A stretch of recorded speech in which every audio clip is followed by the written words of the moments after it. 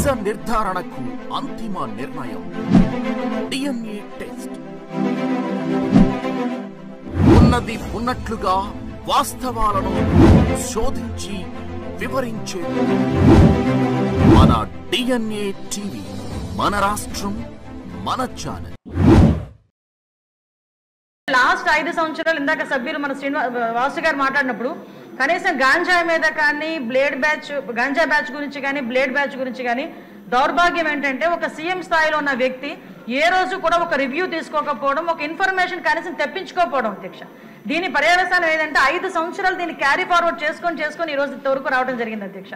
దీని నేపథ్యంలో ఈ రోజు ఈ గాంజాని ఇమీడియట్ గా మనం అరికట్టాలి అనుకునేటప్పుడు చాలా ఎక్సర్సైజ్ చేసుకోవాల్సి వస్తుంది అధ్యక్ష.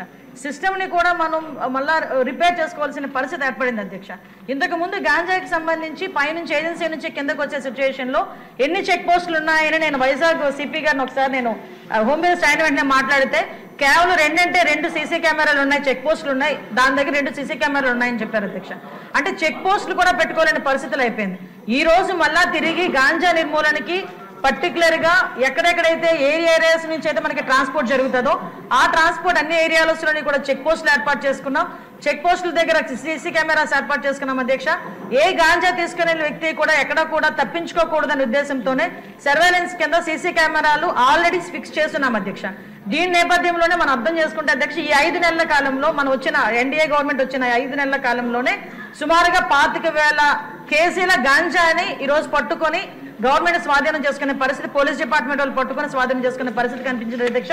దగ్గర 916 మందిని కూడా ఈ రోజు మనం జూన్ నుంచి అక్టోబర్ వరకు చూసుకుంటే 916 మంది మీద ఆల్రెడీ కేసులు నమోదైన వాళ్ళందరూ కూడా వెళ్ళారు అధ్యక్ష. ఇందాక గౌరవ సభ్యులు కూడా జైలుకి సంబంధించిన విషయం కూడా చెప్తున్నారు అధ్యక్ష.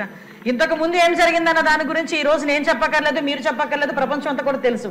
కానీ ఈ రోజు మేము వచ్చిన తర్వాత మన నిఘా యంత్రాలు ఎంత క్లియర్ గా పనిచేస్తున్నాయంటే ఎప్పుడు నుంచి జరుగుతుందో అర్థం కాదు. రాజమండ్రిలోని ఒక ఫార్మసిస్ట్ ఒక జైల్లో ఉన్న వ్యక్తికి గాంజా తీసుకెళ్లే పరిస్థితి నిన్న మొన్న కనిపిస్తే ఇమీడియట్ గా దాన్ని మన నిఘా యంత్రాలన్నీ కూడా పట్టుకొని అతన్ని కూడా అరెస్ట్ చేసి జైలుకు పంపించిన పరిస్థితి. మీరు అన్నట్టుగానే ఎక్కువ ఏజెన్సీ ఏరియాలోని చిన్న పిల్లలు దీనికి ఎడిక్ట్ అయిపోయే పరిస్థితి కనిపిస్తుంది అధ్యక్ష.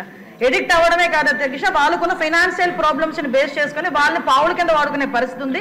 కాబట్టి గాంజా బ్యాచ్ల్లోని గాంజాలు సరఫరా చేసేవారు కానీ గాంజా తీసుకునే వాళ్ళకి కూడా అధ్యక్ష ఈ రోజు ఏదో తీసుకొచ్చాము, జైల్లో పెట్టేసాము, వాళ్ళకి రిమాండ్ తీసేసాము, తర్వాత బెయిల్ బయటకు వచ్చి వాళ్ళు అలా చేసే కన్నా వీళ్ళు చేసిన వెంటనే వీళ్ళ మీద పీడియాక్ట్ పెట్టడమే కాదు అధ్యక్ష, వీళ్ళ ఆస్తులు కూడా జప్తు చేయడానికి వీలైతే వాళ్ళకి ఆస్తి ఏమీ లేకపోతే వాళ్ళ దగ్గర ఉన్న ఆధార్ కార్డులు కానీ వాళ్ళ దగ్గర ఉన్న రేషన్ కార్డ్స్ కానీ అలాంటివి కూడా సీజ్ చేసే పరిస్థితి కూడా రప్పించాలి అని గౌరవ ముఖ్యమంత్రి గారు కూడా మాకు ఆదేశాలు ఇవ్వడం జరిగింది అధ్యక్ష. దాని మీద కూడా ముందుకెళ్తున్నాం.